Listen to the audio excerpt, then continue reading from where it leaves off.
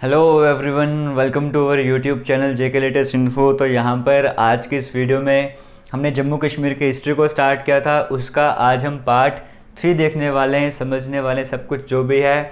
यानी कि पार्ट 2 में हमने देखा था कि कैसे जो हिंदू रूल था वो ख़त्म हो गया था कश्मीर में, और आज हम स्टार्ट करेंगे उसके बाद जो मुस्लिम रूल जो स्टार्ट हुआ था वो आज की वीडियो में हम समझेंगे। और स्टार्टिंग से आपको देखना होगा सब कुछ जो भी इम्पोर्टेंट है वो मैं आपके लिए लेकर आया हूँ। जितनी भी चीज़ें बताऊँगा सभी आपने समझनी है, किसी भी चीज़ को इग्नोर नहीं करना है, क्योंकि जो चीज़ें इग्नोर करने वाली थी मैं उनको पहले इग्नोर करके आया हूँ, और जो चीज़ें इंपॉर्टेंट हैं वो आपके लिए लेकर आया हूँ। तो सबको अच्छे से समझना, जो भी चीज़ें बताऊँगा स्किप नहीं करना।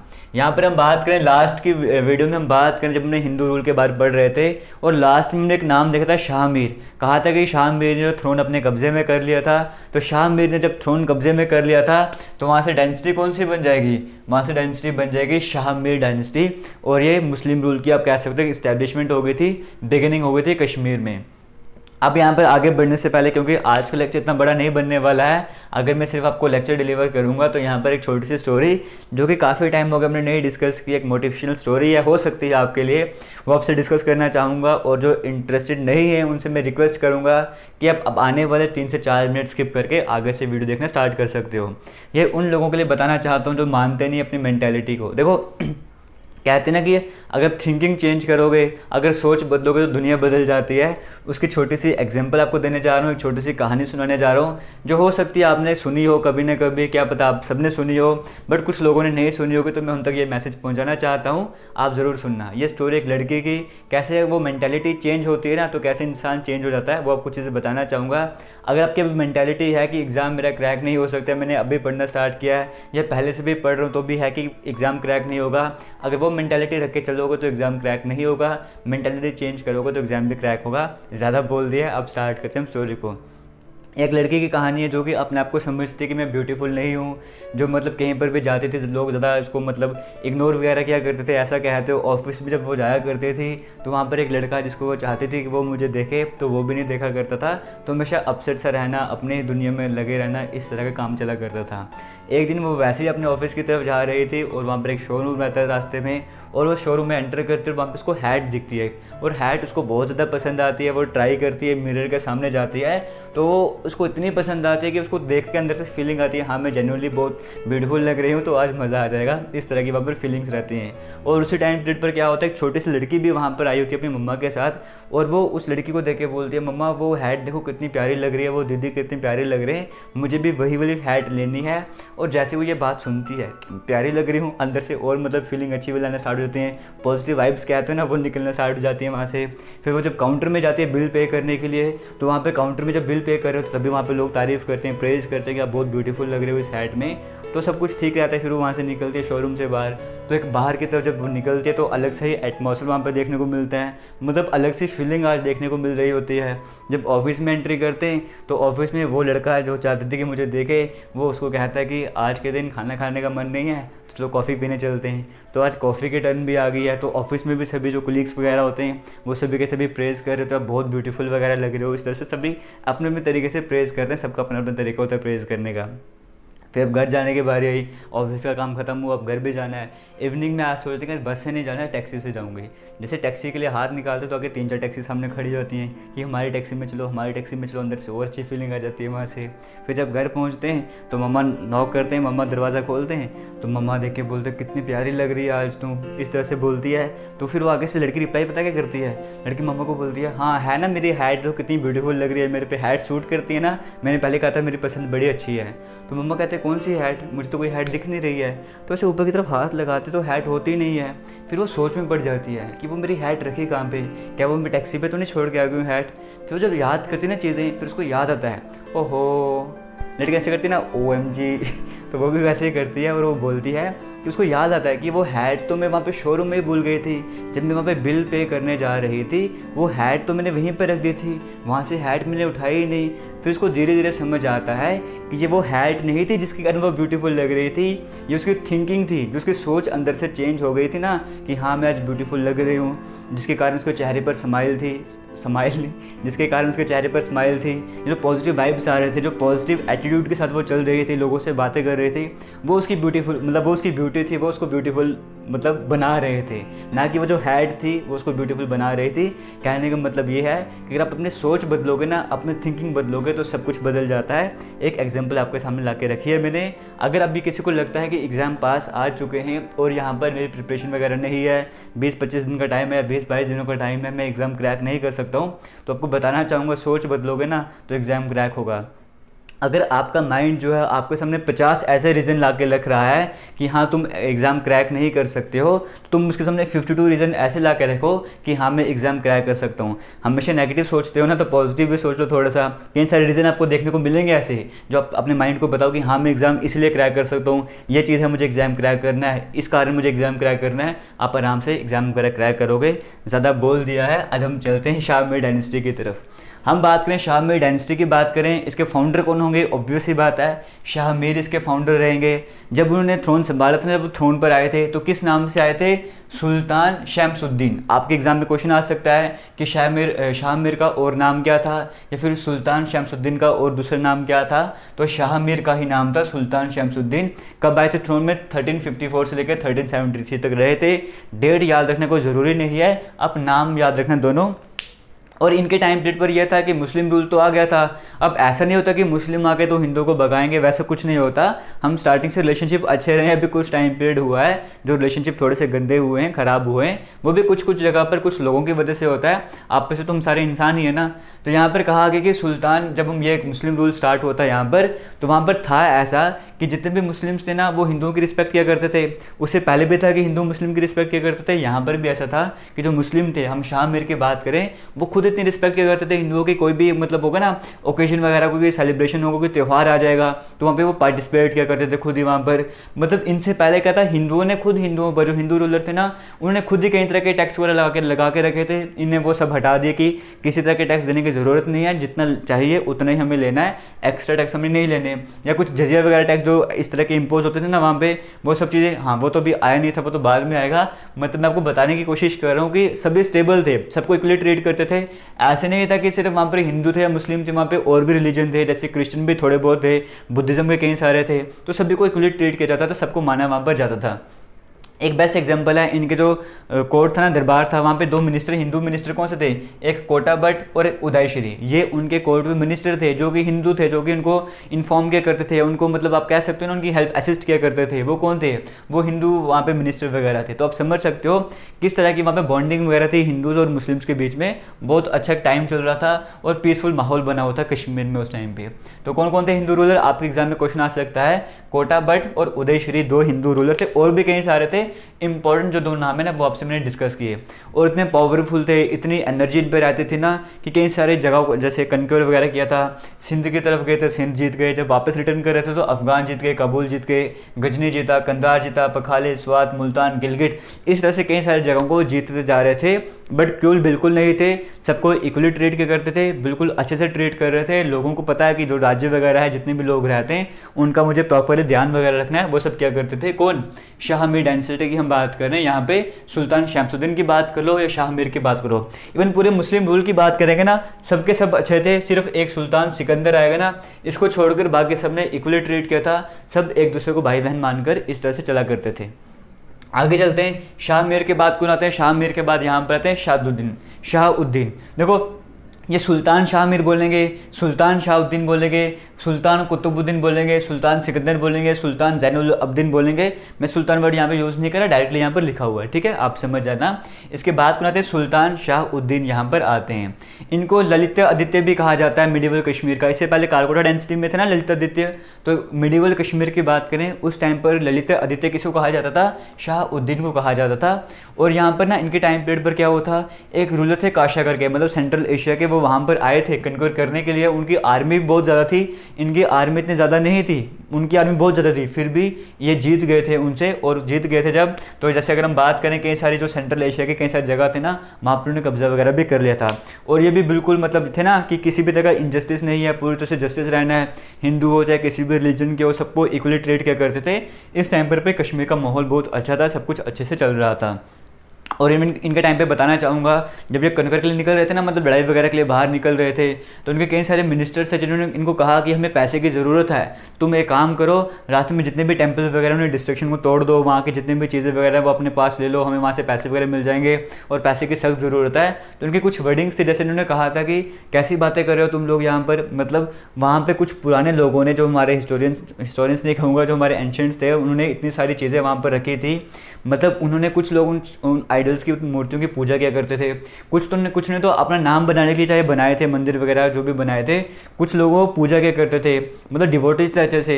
आप उस चीज़ को ख़त्म करना चाहते हो, उन्होंने इतनी मेहनत करके वो बनाया, इतनी श्रद्धा से बनाया, तुम ये कैसी बातें कर सकते हो, हम ऐसा बिल्कुल नहीं करेंगे। ये सेम टू सेम वर्ड्स नहीं थे, मैं अपनी लैंग्वेज में बता रहा हूँ, बट इस तरह की बातें शाहउद्दीन ने वहाँ पर कही थी अपने मिनिस्टर से, जिन्होंने सजेस्ट किया था कि तुम मंदिर वगैरह तोड़ दो, मूर्तियों वगैरह तोड़ दो, वहाँ से सामान वगैरह चोरी कर लो। इन्होंने पूरी तरह से डिनाई कर दिया था। किन्होंने? शाहउद्दीन ने। आपके एग्जाम में नहीं आएगा, मैं आपको जनरली बता रहा हूँ यहाँ पर। इन्होंने एक टाउन बनाया था शिहाबुद्दीनपुरा, जो अब शादीपुरा के नाम से जाना जाता है। ठीक है, पहले ये नाम था, बाद में इस नाम से जाना जाने लगा। इनके टाइम पीरियड का पता क्या इंपॉर्टेंट है? इनका क्या इंपॉर्टेंट है? एक तो ये, इनका दूसरा नाम क्या था, वो इनके टाइम पर कौन से 2 मिनिस्टर थे, ये याद रखना है, ये इतना ज़रूरी नहीं है। जब हम बात करते हैं शाहउद्दीन की, इनको क्या कहा जाता था? ललित आदित्य कहा जाता था, मेडिवल कश्मीर का। जो कहाँ के रूलर आए थे अटैक करने के लिए? काशागर के, जो कि सेंट्रल एशिया का पार्ट रहता था तब। और इन्होंने कौन सा टाउन बनाया? शिहाबुद्दीनपुरा, जो बाद में किस नाम से जाने वाला था? शादीपुर के नाम से जाना जाने लगा था। इतनी चीज़ें आपको यहाँ पर याद रखनी है। आपको सब कुछ दिख रहा है ना? 1 सेकंड में दूसरी लाइट ऑन करूँ क्या? नहीं, यहाँ से गायब हो जाएगा। ठीक है, तो यहाँ पर क्या हो गया, ये आपको क्लियर हो गया होगा। इसके बाद आगे चलते हैं। इनके बाद कौन आता है? पहले आया शाहमीर डायनेस्टी में कौन आया था? पहले शाहमीर आए, फिर यहाँ पर शाहउद्दीन आए, उसके बाद सुल्तान कुतुबुद्दीन आए। कुतुबुद्दीन जो आए थे, इनका क्या नाम था? हाँ, इनका नाम नहीं था। इनके टाइम पीरियड पर एक इम्पॉर्टेंट इवेंट था। वो क्या था कि सैयद अली हमदानी, जो उस टाइम पीरियड पर मुस्लिम रीजन जो है ना, वहाँ पे बहुत फेमस थे, बहुत मतलब अच्छी पर्सनैलिटी थी, इनको माना जाता था वहाँ पर। उन्होंने एंट्री की थी कश्मीर में। किसने एंट्री की थी? सैयद अली हमदानी ने। और एक बार क्वेश्चन आया था कि सैयद अली हमदानी जो है वो किसके टाइम पीरियड पर यहाँ पर आए थे? तो कुतुबुद्दीन के टाइम पीरियड पर आए थे। यानी कि आपके ऑप्शन में ये भी हो सकता है, कुतुबुद्दीन भी हो सकता है और शाहमीर डायनेस्टी भी हो सकता है। उस एग्जाम में जो था ना, वो डायनेस्टी का नाम गिवन था। बट अगर डिफिकल्ट बनाना चाहेगा तो आपसे राजा का, किंग का नाम भी पूछ सकता है, सुल्तान का नाम भी पूछ सकता है। तो आपको बताना है कुतुबुद्दीन के टाइम पीरियड पर वहाँ पर आए थे। सुल्तान कुतुबुद्दीन की हम बात कर रहे हैं। और डेथ होती है 1389 में डेथ होती है। इसके बाद ना यहाँ तक का अभी तक जो एटमॉस्फेयर था ना, वो बिल्कुल पीस था, काम था कश्मीर का। इसके बाद की तो डेथ के बाद क्या होता है? इसका बेटा आता है, कुतुबुद्दीन का बेटा होता है कौन? सिकंदर, सुल्तान सिकंदर, वो आ जाता है थ्रोन में। अब यहाँ पर थोड़ा माहौल कश्मीर का वो ख़राब होने लगता है। कैसे ख़राब होने लगता है? ये देखो, ये औरंगजेब की तरह होता है। ये ना मतलब जजिया लगा देता है कि जो भी नॉन मुस्लिम है उनको टैक्स वगैरह पे करना पड़ेगा, कई तरह के टैक्स पे करने पड़ेंगे। जो हिंदू लोग तिलक वगैरह लगाया करते थे उसको पूरे से फॉरवर्ड कर दिया था, मना कर दिया, तुम ऐसा नहीं कर सकते हो। टेम्पल्स को डिस्ट्रॉय करना स्टार्ट कर दिया था, किसी भी तरह के सेलिब्रेशन नहीं कर सकते दूसरे रिलीजन वाले। इस तरह की चीज़ें कई तरह की आगे थे, क्रूल बन चुका था। मतलब पूरा वो करा रहा था कि आपने क्या करना है, कन्वर्जन करना है हिंदूज़ को, मतलब जो भी नॉन मुस्लिम्स हैं उन्हें मुस्लिम बनाना है, इस तरह के काम कर रहा था। तो तुम मुस्लिम बन जाओ तो कश्मीर छोड़ के भाग जाओ। तो ऐसी चीज़ें चल रही थी। कई सारे लोग वहाँ पे जो थे, जैसे हिंदूज थे या बुद्धिस्ट थे, वो कश्मीर छोड़ के बाकी इंडिया के बाकी रीजन की तरफ जा रहे थे हेल्प वगैरह लेने के लिए। उस तरह का सिस्टम चल रहा था। कई सारे जो श्राइन्स मैंने कहा ना तोड़े थे, उनमें से एक था मार्तन टेम्पल। मार्तन टेम्पल किसने तोड़ा था? बहुत इंपॉर्टेंट क्वेश्चन है। सुल्तान सिकंदर ने तोड़वाया था। ठीक है, कौन सी डायनेस्टी में हुआ था? शाहमीर डायनेस्टी में हुआ था। हमने पढ़ा था ना मार्तन टेम्पल के बारे में, सन टेम्पल के बारे में पढ़ा था लास्ट की वीडियो में। तो ये किसने तोड़वाया था? ये सुल्तान सिकंदर ने तोड़वाया था। सुल्तान सिकंदर था कौन? कुतुबुद्दीन का बेटा था। ठीक है, और मैंने आपको बताया था कन्वर्जन करवाया था। कई सारे हिंदूज जो थे या बाकी जो रिलीजन के लोग थे वो वहाँ से कश्मीर छोड़ के चले गए थे। फिर उसके बाद इसका बेटा था ज़ैनुलब्दीन। इस टाइम पीरियड पर फिर से सब कुछ रिकवर करने की कोशिश की, एटमॉस्फेयर से ठीक करने की कोशिश की थी और सब कुछ ठीक कर भी दिया था। अब आगे कौन आया? सुल्तान सिकंदर के बाद कोई आया? उनका बेटा आता है ज़ैनुलब्दीन, जिसका नाम क्या होता है? शाही खान भी रखा जाता है, जिसका नाम शाही खान भी होता है। और ज़ैनुलब्दीन के नाम से वो गद्दी पे बैठता है, थ्रोन जो है असेंड करता है। टाइम पीरियड क्या है? 1420 से लेके 1470 तक रहते हैं। एटमॉस्फेयर जो है दोबारा से अच्छा बन जाता है। आर्मी, बहुत बड़ी आर्मी तैयार की होती है। पंजाब, वेस्टर्न तिब्बत, लद्दाख, बाल्टी रीजन या कुल्लू वगैरह, इस तरह के सारे रीजन को ये कन्क्वर करते हैं, उनको जीत लेते हैं। सेंस ऑफ जस्टिस बहुत अच्छा था, सबको इक्वली ट्रीट करना। इवन ये था कि मतलब जो भी था ना कि हिंदू वगैरह बाहर कहा था कि जो भी कश्मीर छोड़ के चले गए, जो भी पंडित कश्मीर छोड़ के चले गए, आप वापस से आओ। जैसे आज के टाइम पर होता है ना कि कई सारी स्कीम्स वहाँ पर चलाई जाती हैं कि हाँ तुम वहाँ पर ये मतलब ये इस पर्टिकुलर रीजन के हैं, इस पर्टिकुलर रीजन के इनको इस तरह से हम असिस्टेंस वगैरह प्रोवाइड करेंगे। तो वापस बुलाने के लिए ना सबको कई तरह की स्कीम्स भी वहाँ पर चलाई थी कि तुम आओ, हम तुम्हें इस तरह से असिस्ट करेंगे, इस तरह से असिस्ट करेंगे। और कई सारे लोग जो दोबारा से कश्मीर में एंट्री कर गए थे। और इवन ये भी था कि कहा था तुम अब जब मुस्लिम तो बन चुके हो, अब तुम्हारी अपनी मर्जी है, अगर तुम दोबारा से जो आपका रिलीजन था वहाँ पर जाना चाहते हो, अडॉप्ट करना चाहते हो तो कर सकते हो। इवन ये था कि जो भी हिंदू सेलिब्रेशंस वगैरह होते थे ना, वहाँ पे पार्टिसिपेट वगैरह किया करते थे, यज्ञ वगैरह किए थे, इन्होंने भी किए थे और इन्होंने भी किए थे। यज्ञ वगैरह किया करते थे कि मतलब प्रॉस्पेरिटी के लिए, कश्मीर सब कुछ ठीक वगैरह रहे, उसके लिए पूजा वगैरह ये लोग भी किया करते थे, ठीक है। मूर्तियों की पूजा भी इवन किया करते थे। यहाँ पर बात करें, मैंने आपको बताया ना कई सारे टेम्पल्स वगैरह जो हैं वो दोबारा से उन्होंने रिबिल्ड वगैरह करवाए थे और नए भी कई सारे बनवाए थे। और एग्रीकल्चर में भी इंटरेस्टेड थे, मतलब कई सारे ऐसे खेती बाड़ी के ऐसे काम करवाए थे वहाँ पे, जैसे है ना, और रिवर का जो पानी वगैरह था उसका फ्लो, कैनल वगैरह चेंज कर दिया था, चैनल चेंज कर दिया था, जिसके कारण खेती बाड़ी आसानी से हो रही थी। चावल वगैरह के जो प्राइस थे वो बड़े सस्ते हो गए थे। अगर हम बात करें, रॉयल किचन भी बनाया था इवन इन्होंने, कि जो भी वहाँ पे आएंगे ना, जो भी दर्शन वगैरह करने आएंगे उनके लिए रॉयल किचन बनाया था रेनवारी में, जिसको अब जोगी लंगर के नाम से भी जाना जाता है। हो सकता है आप सभी ने नाम सुना भी होगा। जिसे को पूरी तरह से ख़त्म कर दिया था। पार्टिसिपेट करते थे हिंदू फेस्टिवल्स में, मतलब ताकि उनके साथ भाईचारा दिखा सके, उनको अपना मतलब बता सके कि हाँ मैं तुम्हारे लिए काम कर रहा हूँ, तुम्हारे लिए यहाँ पर हूँ। फिर ट्रांसलेशन डिपार्टमेंट इन्होंने बनाया था। एक ट्रांसलेशन डिपार्टमेंट किसने बनाया था? वो बनाया था ज़ैनुल अबदीन ने ट्रांसलेशन डिपार्टमेंट बनाया था, जहाँ पे संस्कृत से पर्शियन या फिर अरेबिक लैंग्वेज में चीज़ों को ट्रांसलेट किया जाता था। कारपेट की industry, paper machine, paper making, shawl, silk trading, ऐसी कई सारी इंडस्ट्रीज इन्होंने लाई थी अपने टाइम पीरियड पर। आर्ट एंड कल्चर बड़ा फ्लॉरिश हुआ था और आज के टाइम तक वो सब कुछ चला आ रहा है इनकी वजह से। आगे बात करते हैं सिटी, एक नौशादर सिटी जो है वो इन्होंने बनाई थी, जो आज के टाइम पर भी एग्जिस्ट करती है। मुझे पता नहीं एग्जैक्टली कहाँ पर, आप सभी को पता होगा जो कश्मीर के रहने वाले हैं। यहाँ पर 12 स्टोरी एक बिल्डिंग थी, हर एक स्टोरी में 50-50 रूम हुआ करते थे। उनके जो भी कॉर्टियर से दरबारी थे या जो भी ऑफिसर्स वगैरह थे, उन सभी के लिए वहाँ पर रूम होते थे, प्रॉपरली डेकोरेटेड, मतलब वेल डेकोरेटेड आप कह सकते हो ना, वेल फ्लोरिश्ड वहाँ पर रूम वगैरह रहते थे। एक स्टोरी में 50 कमरे होते थे और 12 स्टोरी का वो टाउन था, आप कह सकते हो, बिल्डिंगें बनाई हुई थी। और इसको छोड़कर जीनापुर, जैनाकुत, जैनागीर, इस तरह के टाउन भी इन्होंने इस्टेब्लिश किए थे, फाउंड किए थे। पहला वुडन ब्रिज श्रीनगर में इन्होंने बनाया था, जिसका नाम था जैना कदल, मुझे प्रॉपर्ली प्रोनाउंस करना नहीं आ रहा है, ये नाम वहाँ पे रखा गया था। और डेथ कब होती है? 1470 में इनकी भी डेथ हो जाती है। क्लियर हो गया? इसके बाद क्या होता है, जो भी रूलर्स वगैरह होते हैं ना, वो इतने स्ट्रॉन्ग वगैरह नहीं होते, वीक वगैरह होते हैं। उसके कारण क्या होता है, यहाँ पे एक नई डायनेस्टी आती है जिसे हम कहते हैं चक डायनेस्टी, यहाँ पर आती है। चक डायनेस्टी की बात करें, यहाँ पे सुल्तान हबीब शाह की बात करें। सुल्तान हबीब शाह कौन थे? जो ये थे ना शाह में डायनेस्टी, इसके लास्ट रूलर कौन थे? इसके लास्ट रूलर थे यहाँ पे सुल्तान हबीब शाह। लास्ट रूलर कौन थे इनके?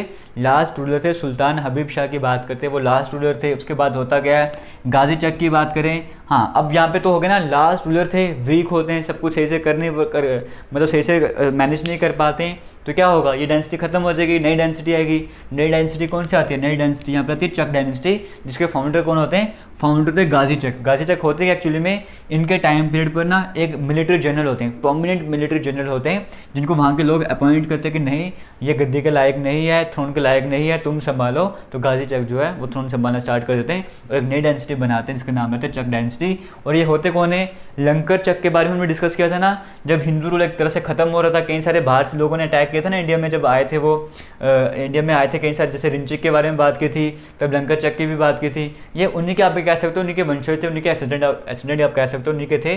किसकी हम बात कर रहे हैं? गाजी चक की हम बात कर रहे हैं। टाइम पीरियड क्या है? 1561 से 1563। इसके बाद एक सीक्वेंस है, आपकी मर्जी याद करो ना करो, बट यहाँ पे पहला कौन था वो आपको याद रखना पड़ेगा चक डायनेस्टी में, और लास्ट कौन था वो आपको याद रखना पड़ेगा।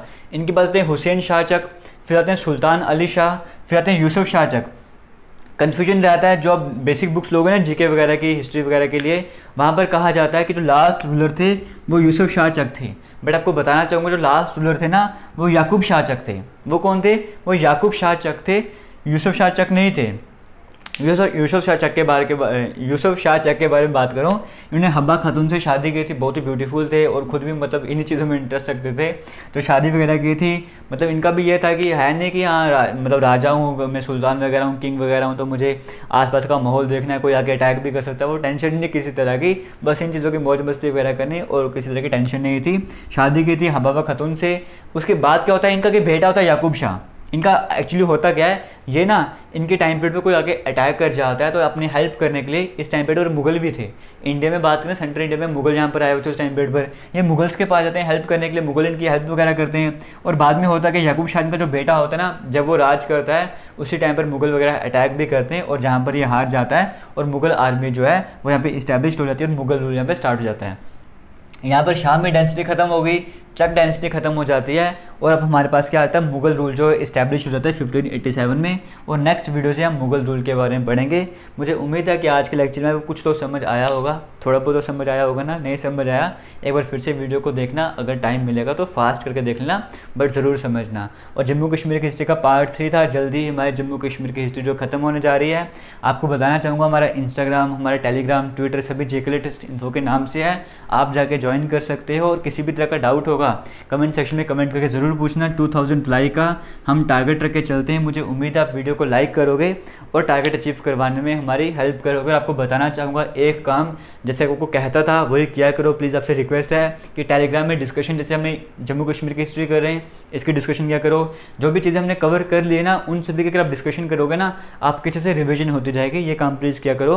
और कमेंट सेक्शन में एक क्वेश्चन आज के लेक्चर से बना देना, अपनी लैंग्वेज में कोई भी क्वेश्चन बना देना जिसका बाकी स्टूडेंट्स वहाँ पर जाके आंसर देंगे और आपको भी कोई क्वेश्चन मिलेगा, आपने वहाँ पे जाके उसका आंसर बताना है, ठीक है। थैंक यू, जय हिंद।